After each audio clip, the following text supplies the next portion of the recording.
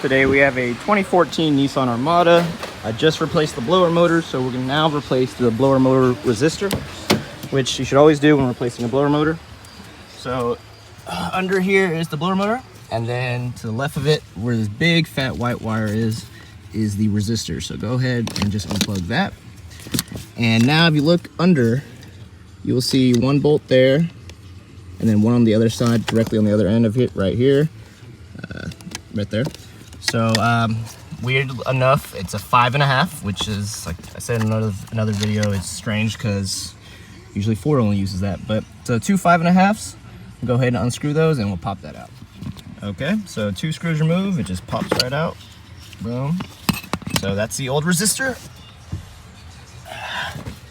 My new one here looks just like it. So we're gonna slide it in. Oh, looks like there's a leaf in there. Let me get that out. We can go ahead and slide this in, facing towards us where the plug is, and then we're gonna bolt it down and plug it in.